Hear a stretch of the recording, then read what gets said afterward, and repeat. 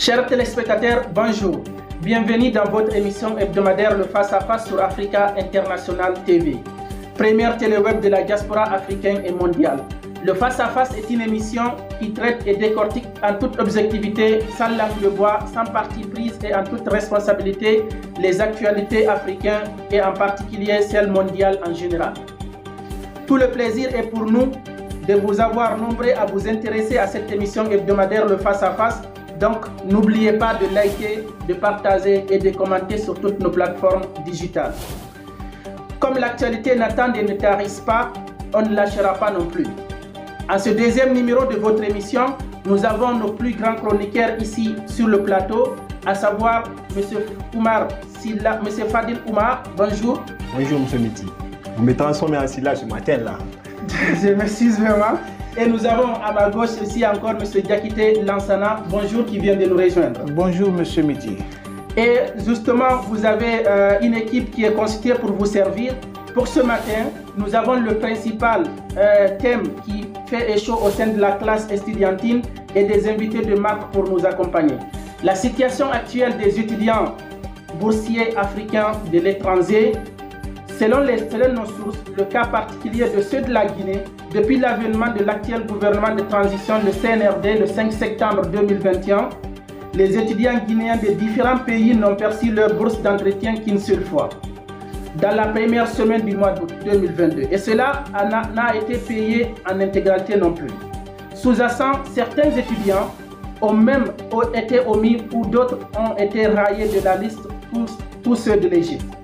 Vu la difficulté à laquelle sont confrontés ces étudiants et après plusieurs réunions virtuelles tenues par la Fédération internationale des étudiants, doctorants et stagiaires guinéens de l'étranger, avec le Service national de bourse extérieure, SNAP, concernant cette situation sans succès, certains pays de cette fédération ont décidé même de déclencher une grève générale. Au courant de ce débat, on tentera de savoir plus sur la question de bourse avec nos invités au téléphone. Nous avons nos plus grands invités qui vont nous accompagner ce soir en deuxième partie de l'émission, à savoir M. Diallo Mamadou Hambaliou, le vice-président de l'Union des étudiants guinéens d'Égypte, M. Kourouma Bandiou, membre du bureau exécutif des FEIDOF Guinée, qui réside depuis le Kiba, que nous allons avoir au téléphone. Pour votre plaisir, merci à vous d'avoir répondu justement à ce débat. Alors, nous allons ensemble parler de ce thème. Et en revenant là-dessus, M. Fadil Camara, qu'est-ce que vous pensez dans cette situation? Est-ce que vous pensez que vraiment c'est un refus venant de l'État ou bien c'est un manque de... M. Miti, moi je crois que les étudiants doivent essayer de prendre leurs responsabilités vis-à-vis de ce fléau. Parce que l'État guinéen est comme un aveugle qui danse. Oui. Quand l'aveugle danse, il pensera qu'il est le seul sur scène. Maintenant, qu'est-ce qu'il faut?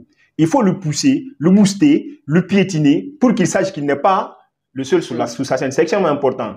Parce que j'ai comme l'impression que ces étudiants sont abandonnés, sont ignorés, malaxés, écartés de tout ce qu'il faut constituer un intérêt pour l'État. Certes, je sais que l'État peut avoir des priorités par rapport à la gestion de la situation, mais il faut savoir que ces étudiants-là constituent la ressource humaine. Qui doivent essayer de mettre en valeur l'État guinéen, le futur de l'État, le futur de la nation. Donc, c'est notre avenir. C'est l'avenir. Maintenant, imaginez que ces étudiants-là rentrent au pays sans une formation requise, alors que pour obtenir cette formation requise, il faut une mesure d'accompagnement. Et cette mesure d'accompagnement passe forcément par ces bourses d'entretien. Comment ils vont manger? Comment ils vont s'habiller? Comment ils vont payer les frais, le logement, etc. Et il y a un point extrêmement important à souligner. Oui. Si vous prenez leur carte d'étudiants qu'on leur donne, les cartes de séjour livrées par ces États, le cas particulier de l'Égypte, il est formellement interdit à ces étudiants de travailler. Exactement. C'est interdit, c'est marqué dessus. Maintenant, on dit que tu ne travailles pas. Maintenant, alors que l'étudiant dont on interdit de travailler a une famille. Exactement. Mais effectivement, M. Diakité, comme vous pouvez le constater, M. Fadil donne effectivement des informations très pertinentes là-dessus. Et selon vous, est-ce que vous êtes d'accord avec lui que l'État abandonne vraiment ses étudiants? Je ne suis pas tout à fait d'accord parce que c'est un fléau qui ne date pas d'aujourd'hui. Oui. Certes, on parle aujourd'hui de CNRD, mais vous savez, CNRD a hérité cela. savez, Monsieur Diakité, s'il vous plaît, regardez, c'est un problème qui a été hérité, mais c'est irresponsable de rester 2 ans sans payer ses bourses d'entretien. Plus de 2 ans. Depuis 2021-2023. 2 ans sans payer ses bourses d'entretien. Et au-delà de ça, on vient maintenant pour payer en catimini parce que selon les informations que nous avons concoctées, il y a seulement une portion de partie qui a été versée au niveau des étudiants depuis 2 ans. S'il vous plaît. Oui, je vous dis que je ne suis pas tout à fait d'accord. Oui. Vous savez ce qui se passe au pays actuellement. Oui. Comment vous voulez que les étudiants perçoivent leur pécule tandis que ça ne va pas au pays? Mais s'il vous plaît, mais attendez, peut-être ça ne va pas politiquement, mais économiquement. Non, s'il vous plaît. Il y a un boom économique aujourd'hui. Vous savez très bien que l'argent n'aime pas le bruit. Si, mais je vous dis, malgré ces manifestations, les sociétés minières continuent de fonctionner. Les études de prospection sont en train d'être effectuées sur le terrain. L'économie est en boom. Comment se fait-il que l'État peut faire face à ces financements des infrastructures gigantesques qui sont en train de se réaliser sur le terrain s'il n'y a pas d'argent? C'est qu'il y a l'argent. C'est que par endroit, l'État refuse de prendre ses responsabilités. Si nous parlons même, si tu permets, monsieur Fadil, si nous parlons même, est-ce que eux, les ministres, le gouvernement, est-ce que eux, leur salaire tarde? Ça ne tarde pas. Ça ne tarde pas du tout. Et ce problème-là aussi n'est pas seulement à l'extérieur. C'est vrai que nous qui sommes à l'extérieur, parce que moi qui vous parle... Et le plus vexant dans tout ça là, moi je me demande comment l'État fait. Parce que, certes, on peut peut-être penser que la procédure, le financement vient peut-être de l'État par l'entremise des institutions internationales, mais le cas, il faut faire une étude référencée pour que vous puissiez corriger l'erreur à l'interne. Prenez le cas français. En France, par exemple, il y a ces structures associatives, ok, et des organisations qui accompagnent l'État dans l'accompagnement des étudiants boursiers. Et le cas allemand, le cas allemand également, on finance pour les étudiants et qui en contrepartie reviennent pour payer. Mais qu'est-ce que l'État a fait dans ce sens? C'est que c'est vexant, c'est blessant. Le cas guinéen est purement spécial. Oui. Le cas guinéen est purement spécial. C'est parce que nous sommes en transition? Nous sommes en transition. Voilà un peu le danger de la transition. Mais parce que nous sommes en transition, les ministres ne sont pas payés? Je ne peux pas être d'accord avec M. Diakité. L'administration, c'est une continuité. Ceux qui sont là, ils ont trouvé cette institution sur place. Vous savez qu'un gouvernement de la transition n'est pas tout à fait dans le beurre comme un gouvernement qui est... Il n'y a pas un gouvernement de transition plus à l'aise que celui de Mamadi Doumbouya, s'il vous plaît. C'est trop facile comme argument. Non. C'est trop facile. Il faut me comprendre qu'il y a des blocus quelque part ici. Vous savez que vous ne le savez pas. Où sont ces cas de blocus? Vous ne pouvez pas le savoir que c'est pas tout à fait, c'est pas tout, c'est-à-dire c'est pas le monde entier qui est d'accord avec l'actuel gouvernement guinéen. Vous savez, vous voyez sûrement les sociétés minières qui sont là, tout. Mais ça, n'oubliez pas que c'est pas seulement les étudiants qui sont des Guinéens. Vous savez qu'il y a les travailleurs, il y a tout un peuple qui est là et qui souffre derrière ce gouvernement. L'État guinéen joue simplement avec la vie de ces étudiants qu'ils ont envoyés à l'extérieur. C'est extrêmement très grave. Et figurez-vous, il y a même des bureaux des étudiants qui sont rentrés en grève. Par exemple, nos confrères de la Russie, ils sont allés à l'ambassade faire une manifestation. Et suite à cela, qu'est-ce qu'on fait? Au lieu de cesser de les expliquer pour les calmer, on envoie la police russe pour justement les maltraiter et les frapper. Tout ça, c'est anormal. Ce n'est pas vraiment du tout normal. Qu'est-ce que moi, je voudrais que mon confrère Diakité comprenne? Vous savez, quand vous venez à la tête d'un État, il faut savoir qu'il y a des tours et des contours qu'il faut essayer de mettre sur les îles pour que ça puisse marcher. Exactement. Qu'est-ce que le gouvernement a fait pour que les étudiants qui sont à l'étranger, qui, depuis 2021, n'ont perçu qu'une seule fois leur prime. Et même ça, c'est pas en intégralité. Mais qu'est-ce que l'État a fait dans ce sens? C'est ce que je veux savoir. Parce que, regardez, malgré qu'il y a eu cette assise entre SNAB et la partie centrale des différentes fédérations, qu'est-ce qui se passe? On part de promesse en promesse. C'est comme si le gouvernement actuel est à l'image du gouvernement de Chine. C'est dommage. Je vous dis, c'est dommage. Vous pouvez ne pas être d'accord avec moi, mais je dis ce que je pense. C'est bien, c'est pour ça que nous sommes là. Ces étudiants-là, c'est pas mon souhait, ce sont des confrères et c'est des frères, mais je dis, c'est pas mon souhait, ils vont et ils continueront de souffrir tant qu'on est dans cette situation. Il faut qu'on facilite les tâches, hein, aux actuels, au CNRD d'organiser ces élections et de quitter, de mettre un gouvernement. Mais pour ça, mon cher, l'écouter, c'est s'ils ont l'intention. Je me demande. Mais ça, c'est un virgule. Je me demande. Mais sauf que là, ici même, à je peux comprendre. Je reviens, s'il vous plaît, je place cette petite question encore. Oui. Je reviens également sur la question. Qu'est-ce que l'État a fait pour faciliter l'accès à ces bourses d'études? C'est ce que je ne comprends pas. Ils ont fait des réunions virtuelles à travers les réseaux sociaux où ils ont invité toute cette fédération. Nous allons en savoir avec notre invité, comme je l'ai annoncé tantôt. Mais en fait, ça part de promesse en promesse. On va faire ça. Ils projettent même à enregistrer les étudiants pour les payer biométriquement. Et ils projettent de le faire. La Guinée, même dans le pays même, ils ont commencé à le faire. C'est un faux débat. Mais c'est très facile parce que des fois aussi, je peux comprendre l'État. Parce qu'en réalité, ces étudiants-là souffrent. Énormément. Depuis la Première République, depuis le temps de Sékou Touré, jusqu'à aujourd'hui, la bourse est payée à $50. Il y a un aspect que j'ai beaucoup apprécié. Ça, c'est très grave. Maintenant, regarde comment le monde a évolué de Sékou Touré à nos jours. Comment comprendre que l'étudiant, lui, qui se trouve à l'extérieur, continue à payer ça? Aucun membre du gouvernement actuel ne peut te dire qu'il n'a pas fait un jour à l'étranger. Évidemment. Okay? Mais ils savent les réalités d'ailleurs. On ne dit pas d'égalquer ces réalités-là sur la nôtre, mais ils doivent essayer de faire un petit référencement pour que ça puisse aller. Pourquoi ça ne va pas jusqu'à maintenant? N'allez pas loin. Vous partez loin. Je vous dis, prenez les exemples chez nous-mêmes. Les universitaires, les étudiants guinéens qui vivent sur le sol guinéen, qui sont à Zérekouré, Kindia, Labé. Vous savez, il y a des étudiants qui ne logent pas dans les campus, qui logent dans les différents logements sociaux, qui payent, qui restent 6 mois, 7 mois, sans percevoir quelque chose. Je suis d'accord avec vous. Mais qu'est-ce qui cause tout cela? Je vous dis, et je le réitère, cela n'a pas daté aujourd'hui. Certes, est-ce qu'on va continuer sur ça? C'est pas normal. Mais qu'est-ce qu'il faut? Vous savez, tout ça là, quelle est la solution pour remédier à tout ça? Bien. Qui a cette solution? C'est une très bonne question. Vous voyez, maintenant, monsieur Diakité revient à moi. J'ai beaucoup apprécié son intervention. C'est qu'il y a quelque chose que j'ai beaucoup apprécié. L'avènement du CNRD, a facilité un certain nombre de choses au niveau des étudiants. Et qui d'ailleurs, même au niveau des formations professionnelles, ceux qui ne percevaient pas ces accompagnements-là ont commencé de percevoir au moins un peu, telle que soit la petitesse de la somme. Mais ceci dit en passant, que la situation des cas des étudiants à l'étranger est un calvaire qu'il ne faut pas ignorer.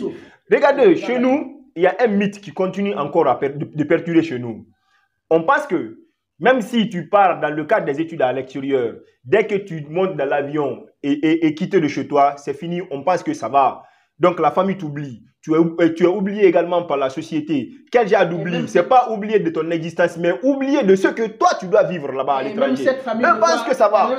La famille t'ignore. Maintenant, l'État qui doit t'accompagner, cet État qui doit t'accompagner, t'abandonne aussi dans ce cadre-là. Parce que tu ne peux compter que sur ces bourses d'études. Maintenant, comment? L'État n'a jamais abandonné. L'État n'a jamais abandonné. Monsieur Diakité, ça c'est un abandon. Non, c'est pas un abandon. Les étudiants vivent à travers de ces bourses d'études. Par définition, bourse d'études par définition, c'est un accompagnement économique que nous mettons à la disposition des États, des étudiants, afin nous sommes déjà pris par le temps, mes chers confrères. Merci vraiment pour ce débat-là. C'est très intéressant ce que vous dites. Mais des fois aussi, il faut savoir qu'il y a l'État qui prend certains étudiants malgré ce calvaire-là, mais d'autres refusent aussi de rentrer. Ça aussi, c'est une réalité. Même après, à la fin de leurs études, ils refusent de rentrer pour aller servir. J'allais même souligner les cas des étudiants qui ont perdu la vie en traversant la Méditerranée pour rejoindre l'Occident. Tout ça là, je peux amputer, je peux amputer la mission. C'était pas leur mission. Pourquoi ils le font? Pourquoi ils le font? Parce qu'ils ne sont pas accompagnés par l'État. Au retour, que tu ailles servir le pays. Le financement que tu ne perçois même pas. Il y a des étudiants qui finissent leurs études et qui refusent catégoriquement de rentrer au pays et de servir le pays. Qu'est-ce qui a causé ça? Parce que ceux-ci-là n'ont pas été accompagnés convenablement. Comment vous voulez qu'elles soient accompagnées? Merci de nous avoir suivis, mes chers téléspectateurs. Merci beaucoup. On va vous revenir dans un instant pour la deuxième partie de l'émission, d'où nous allons prendre justement nos deux grands invités, à savoir le vice-président de l'Union des étudiants guinéens d'Égypte, M. Diallo Mamadou Hambaliou, et nous allons aussi prendre nos confrères depuis la Kiba, M. Diallo, M. Kourouma Bandiou, si justement le temps nous permet. Merci. Après ce virgule-là, on vous revient. Africa International TV, nos programmes, journal télévisé, débat à caractère socio-culturel, sportif, économique, politique, météo, divertissement humoristique, variété musicale, émission micro-trottoir, nécrologie, émission spéciale à la découverte d'une étoile sur Africa International TV.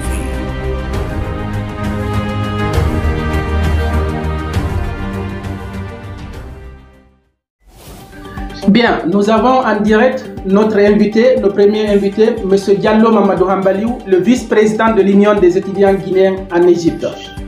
Bonjour M. Diallo Mamadou Hambaliou. Bonjour M. Barry, bonjour tout le monde. Merci d'avoir répondu à notre invitation. Vous êtes en direct dans l'émission Face à Face sur Africa International TV.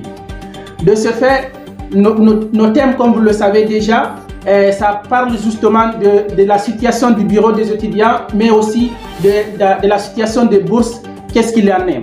Donc, la première question qu'on va vous poser, c'est de savoir comment se porte le bureau des étudiants actuellement, M. Diallo.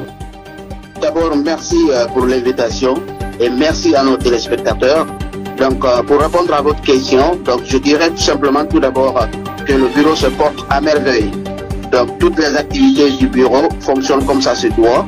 Donc, et tous les éléments tous les membres du bureau exécutif, à commencer par le président lui-même en personne, jusqu'au surveillant général. Donc, tout le monde est actif pour bien remplir les tâches qui lui sont confiées. Merci beaucoup. Allez-y, monsieur. Bien. Monsieur le vice-président, bonjour. Bonjour. C'est M. Fadil Oumar. Donc, je sais que ce n'est pas facile parce que les étudiants à l'étranger ne vivent qu'à travers de cette bourse parce qu'ils n'ont pas d'autres possibilités de travailler, comme je le soulignais dans la première partie. Mais la question que je me pose ce matin, que je vais vous poser ce matin, est de savoir comment vous parvenez à vous en sortir à l'étranger, loin de votre terre natale, sans une aide possible, sans cette bourse. Comment ça se fait? Comment vous parvenez à gérer tout ça?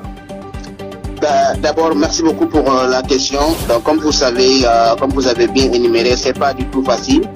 Et bien sûr qu'il y a plusieurs pays qui accueillent les étudiants guinéens dans leur pays et les situations sont différentes. Mais il faut noter que par rapport à ici en Égypte particulièrement, c'est pas du tout évident avec la situation actuelle. Les étudiants vivent vraiment de jour au jour en fait. C'est très compliqué vu le retard de la bourse et vu que aussi même dans les séjours c'est pas permis aussi de travailler pour un étudiant et même si cela est permis aussi c'est pas du tout évident d'avoir un bon travail dans un tel pays où la population tend vers les centaines de millions actuellement et aussi qui souffre un tout petit peu de ce côté d'emploi. Ce n'est pas facile. Donc, vu qu'on a observé tout récemment dans les autres pays, les étudiants se mobilisent ça et là, ils organisent des manifestants et autres. Vu que les autres étudiants de ces États membres de Fiedoski, vous êtes informés de son aide parce que vous faites partie déjà de leur cellule, qui se mobilisent, quelles sont alors les positions et les stratégies que votre bureau, le bureau des étudiants guinéens d'Égypte, n'est-ce pas, a mis en place pour l'accompagnement de ce mouvement?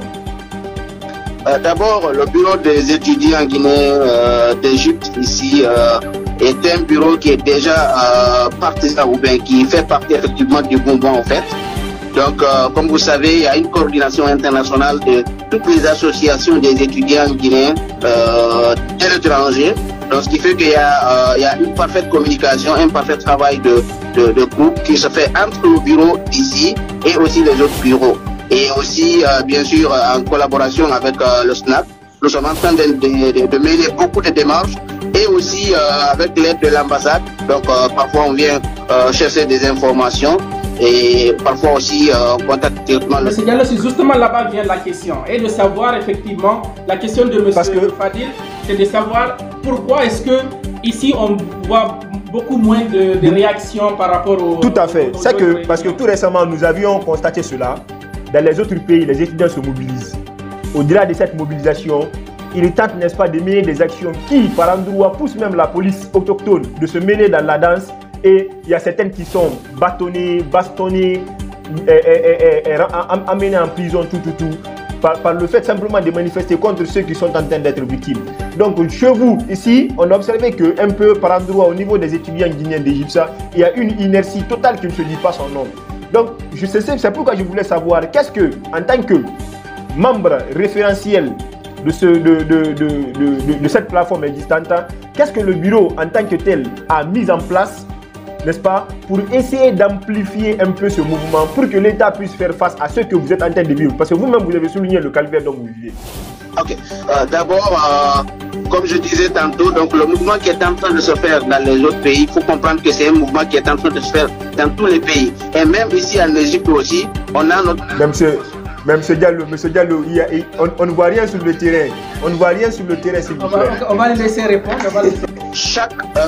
Pour aller à un combat, donc chacun a sa stratégie, chacun a sa façon de se combattre. L'essentiel dans un combat, c'est la victoire finale. Il faut savoir que le bureau des étudiants guinéens d'Égypte travaille nuit et jour pour faire de telle sorte que, à ce que le bureau en question, comme il le représente tous les étudiants d'ailleurs, donc nous sommes en train de faire un travail en parfaite collaboration avec l'ambassade. Vous savez aussi, c'est pas, on ne peut pas appliquer ce qui se passe dans un pays vers un autre pays. Donc vous savez, chaque pays a sa situation, a sa réalité. Ouais. Donc ici, on peut utiliser d'autres moyens que d'aller se manifester physiquement. Il y a plusieurs autres moyens qu'on est en train de vraiment mettre en œuvre. Monsieur Diallo, à travers les informations, certainement ça sert à ma dernière question. Ça sert à ma dernière question. À travers les informations en sourdine, à travers les infos en sourdine, on nous dit qu'à travers même de cette inertie de mouvement estudiantin, qu'il n'y a pas un bon rapport entre le bureau central des étudiants ici avec le Fiodowski. Qu'est-ce que vous répondez par rapport à ça? Celui qui vous donne ces informations-là ne sait rien de ce qui se passe. Il y a des réunions qui se passent, il y a une parfaite collaboration, comme je disais dès le début. Donc le bureau des étudiants ici, comme vous savez, la structure en question, la structure internationale de tous les autres bureaux, c'est une structure qui est composée des présidents de chaque pays, les présidents des étudiants de chaque pays. Donc il n'y a pas à dire que Égypte est exclu ou tel pays est exclu. Donc le bureau en question est composé de ces présidents, donc notre président, M. Abdourahmane Diallo aussi, il fait partie effectivement du bureau. Donc il communique parfaitement bien et puis toutes les réunions, il assiste comme ça se doit. Bien, M. Ambalou, bonjour. C'est M. Diakité. Et voilà, je vais vous poser quelques questions. Et d'abord, je remercie tous les étudiants vivant sur le sol égyptien et pour votre sagesse, pour votre compréhension. Comme mes prédécesseurs viennent d'énumérer, et le fait que ici il n'y a pas la tension comme on voit chez les autres, je vous remercie pour votre patience. Et ma question, la première question, je veux savoir, ici en Égypte, on a combien comme effectif des étudiants en Guinée ici? D'accord, c'est une très bonne question. D'abord, ici en Égypte, il faut savoir qu'il y a deux types d'étudiants ici. Il y a des étudiants guinéens en général et il y a les étudiants guinéens boursiers de l'État guinéen. D'accord. Donc, si vous me posez la question de savoir qu'il y a combien d'étudiants, l'effectif total de tous les étudiants adhérents au sein de l'Union des étudiants, parce qu'il faut savoir que nous sommes au courant que les étudiants qui ont adhéré à l'Union. Ok. Donc, pour ce qui concerne les étudiants qui ont adhéré au sein de l'Union des étudiants guinéens d'Égypte, actuellement, on se compte dans les 480 et quelques. Bien. Ma deuxième question est que quelles sont les démarches que vous avez menées pour trouver la solution à ce retard de vos différentes pécules? Et ma troisième question est que est-ce que ce retard commence par ce gouvernement de CNRD? Et ma dernière question, qu'est-ce que vous proposeriez au gouvernement du CNRD pour trouver la solution idoine à ce problème, pour ne plus qu'on revienne sur ce genre de situation? Merci, à 1 minute, on n'a pas beaucoup de temps. D'accord. En fait, tout d'abord, les démarches que nous avons menées pour mettre les étudiants dans leurs droits. Donc, il faut savoir que le bureau des étudiants guinéens d'Égypte, donc c'est un bureau qui fonctionne de telle sorte qu'on travaille avec l'ambassade pour ce qui concerne les bourses, bien sûr, et en même temps aussi avec le SNAP. Je tiens tout simplement à rassurer tous les étudiants boursiers, comme l'a dit déjà le directeur général du SNAP dans sa dernière sortie médiatique, que le paiement des arriérés, tous les arriérés seront payés. La bourse est dans une continuité totale. C'est juste qu'il y a eu un retard, c'est vrai, pour l'an 2022 et l'an 2023, mais chacun sera rétabli dans ses droits. Une question par oui ou non. Croyez-vous vraiment à cette promesse? Oui, je la crois, étant donné que c'est l'autorité compétente qui l'a déclaré à la bouche du directeur général. Oui, je la crois. Parfait. Alors, c'était vraiment un plaisir pour nous de vous avoir. Merci pour ces brillantes interventions que vous avez faites. Donc, vu que le temps nous a déjà pris, donc on va justement vous remercier d'avoir intervenu. Est-ce que vous avez un dernier mot en 30 secondes? Un dernier mot, c'est d'encourager tous les étudiants à prendre les études au sérieux.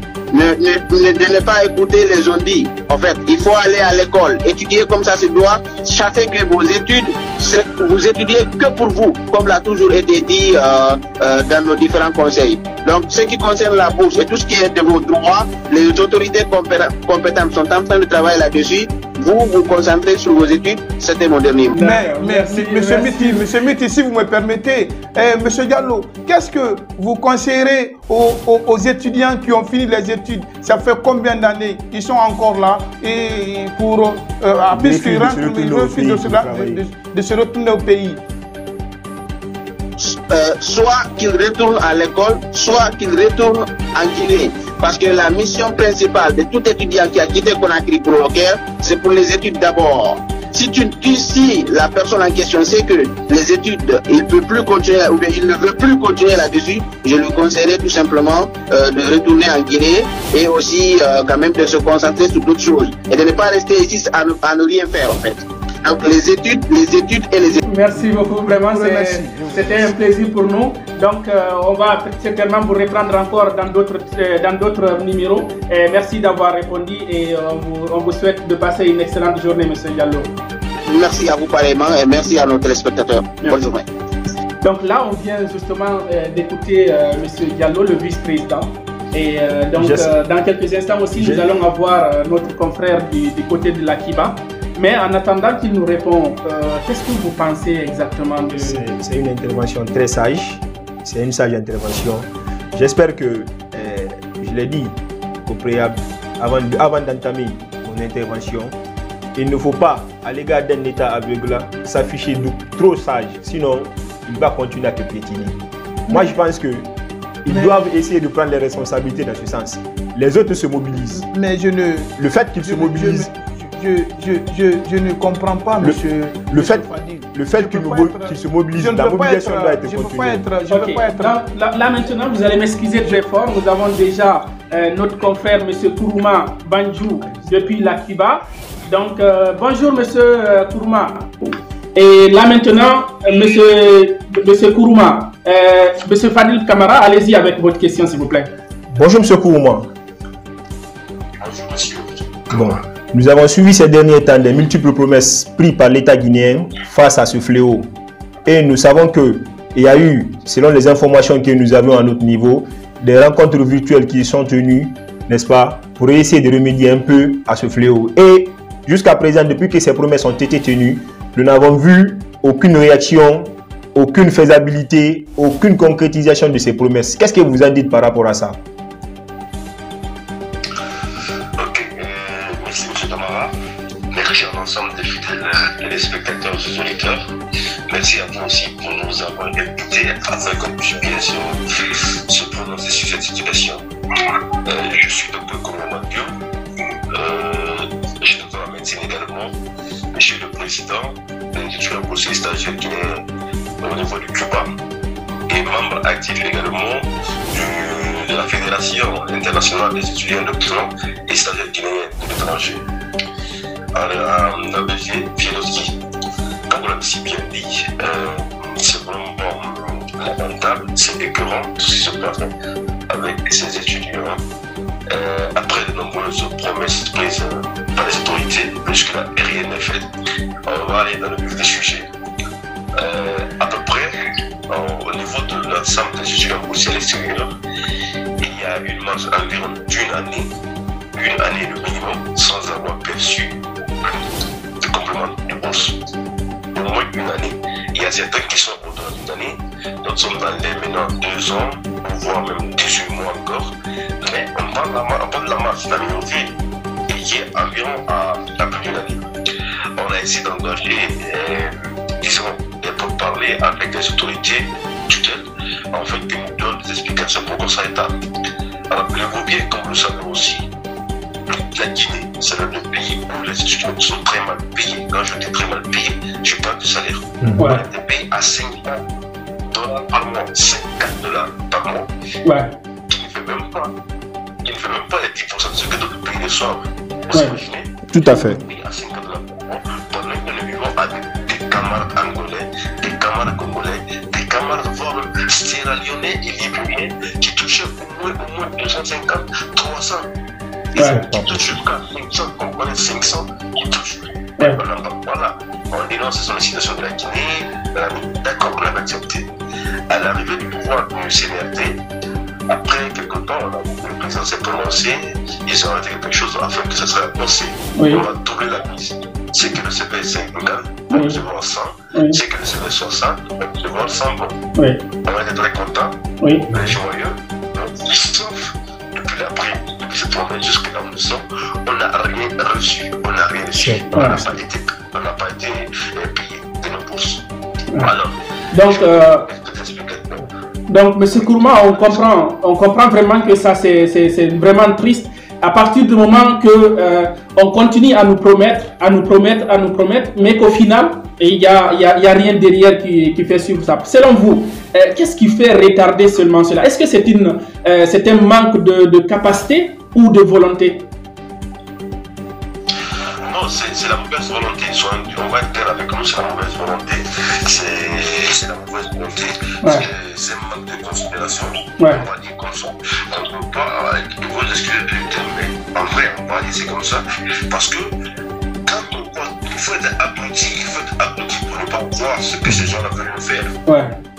C'est que. Il faudrait deux frères qui montrent que c'est un manque de volonté. C'est la mauvaise foi.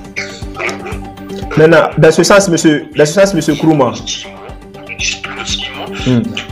En passant, c'est un docteur. Sur octobre, novembre, décembre 2022, on est dans cette lutte pour recevoir nos bourses. Qu'est-ce qui se passe? Si on écoute tout récemment, il y a nos confrères aussi, qu'on ne va pas dénigrer, qui sont des contractuels en Guinée, qui ont essayé de manifester leur mécontentement parce qu'ils ne recevaient plus de prime. Parce que c'est contractuel. Maintenant, dans ce sens, mon docteur, dans ce sens, quelle est la stratégie? Parce que nous avons constaté tout récemment, ces derniers temps, au niveau de la Russie et dans certains pays où vivent les étrangers, les Guinéens, les bouchers guinéens à l'étranger, il y a eu des manifestations qui ont été organisées, non seulement des arrestations et même des emprisonnements. Maintenant, quelle est la stratégie que vous êtes en train d'adopter pour essayer, n'est-ce pas, d'infléchir la position du gouvernement afin de faire face à cette préoccupation majeure pour les étudiants? Au-delà des manifestations, par contre. D'accord, monsieur. Et comme vous l'avez si bien dit, parce que la violence, c'est la dernière des commandes. C'est quelque chose qu'on n'aurait pas d'y arriver. Mais comme vous le savez, on a fait un engagement pour parler. On a eu plus de 3, 4 séances avec le DG. Après, vers la fin, il a sauvé, il ne vient plus. Je sais qu'on n'est plus avec nous. Je communique qu'il y a pas de bonnes informations. On avait que nous sommes abandonnés. Voilà pourquoi on avait laissé, on avait lancé la grève. On avait grévé, comme vous l'avez vu dans certains pays, notamment la Russie, où les gens nos amis sont allés s'en prendre à l'ambassade à Saint-Denis, afin que réellement les gens sachent ce que nous vivons dans cette situation. Il y a eu des arrestations, des emprisonnements. Après, ils ont été libérés. Un peu partout dans notre pays, chacun a pu faire sa mobilisation de la manière comme elles peuvent. Alors, maintenant, à l'instant que je vous parle, on a mis un autre plan en marche. Maintenant qu'on est en train d'adapter maintenant, je vais remettre la chaîne, mais je vais vous donner quelques indices. Qu'est-ce qu'on a fait? On est en contact avec le Bureau national des étudiants guinéens. Avec la tête de ce bureau, nous avons un monsieur avec qui nous sommes en contact. La stratégie, c'est quoi? C'est parler avec ce bureau afin que nos confrères étudiants qui sont en Guinée aussi s'unissent à notre cause. Par exemple, vous savez bien, si je suis manifester à notre nom, c'est sûr que les choses vont bouger. Parce qu'à l'étranger, on a passé beaucoup de force.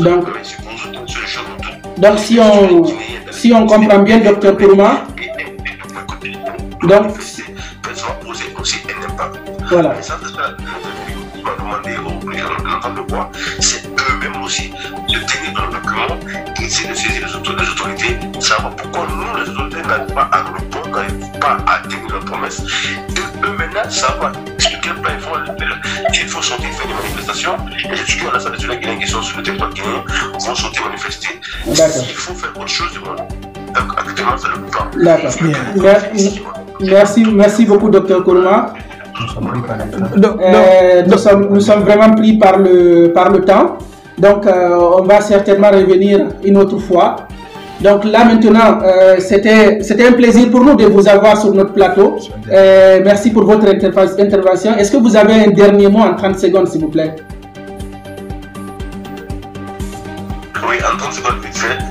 Tout ce que moi j'aimerais dire aux confrères étudiants qui vivent à Galère actuellement, de prendre courage et la force. À ceux qui sont en Guinée, de s'unir au combat. Aujourd'hui, sinon demain, ça peut être eux. D'accord. Force aux étudiants, force à l'ensemble. Merci. D'accord. Merci beaucoup. Merci. À la prochaine, Dr Kourouma. Et surtout, prenez courage, ok? On est Guinéens, on va essayer d'en faire avec. Merci. Je reste... Avec plaisir. Donc là, on a vraiment suivi en 2 minutes. On voit ce deuxième là, justement, qui appelle ses confrères de la Guinée. Je vous dis, c'est de la mauvaise foi. C'est de la mauvaise foi. Quiconque vous dit qu'il n'y a pas une possibilité de faire face à ce fléau dont sont victimes ces étudiants à l'étranger, je vous dis, l'intéressé vous aurait dit le contraire de la vérité. Cette fois-ci, l'État guinéen doit savoir que ceux qui sont aujourd'hui aux affaires étaient les étudiants d'hier. Et c'est grâce à l'intervention et aux bonnes foi des gouvernements précédents qui sont aujourd'hui là où ils sont. Donc ils doivent savoir que demain, ceux qui sont aujourd'hui étudiants peuvent être là où ils se trouvent aujourd'hui. Donc ils doivent essayer, n'est-ce pas, de un peu mettre en ordre cette situation. D'accord, merci M. Diakité. Est-ce que vous pensez qu'en agrandissant le mouvement, ça peut donner quelque chose? Oui, ça peut donner quelque chose. Mais une chose que je ne serais pas tout à fait d'accord, parce que chaque chose, il faut aller sur la table de la négociation, parce que à vouloir inciter les gens à aller par la violence, et puis vous connaissez... Donc vous condamnez complètement la violence? Non, je ne condamne pas complètement, c'est un droit, c'est un droit. Okay. Merci beaucoup, merci pour toutes vos interventions. Donc là, c'était votre émission hebdomadaire Face à Face sur Africa International TV, animée par les chroniqueurs à l'issue des investigations, justement. Alors, on va dire merci à M. Fadil Oumar Camara. Merci à vous, M. Diakité, de vous avoir joint à nous. Et merci à la régie qui sont derrière les caméras qui nous aident justement à projeter cette émission. Merci à toute l'équipe d'Africa International TV. Et surtout, n'oubliez pas de vous abonner et surtout de partager aussi, commenter sur nos panneaux. Alors, on vous dit à la prochaine avec d'autres numéros et d'autres thèmes. À la prochaine.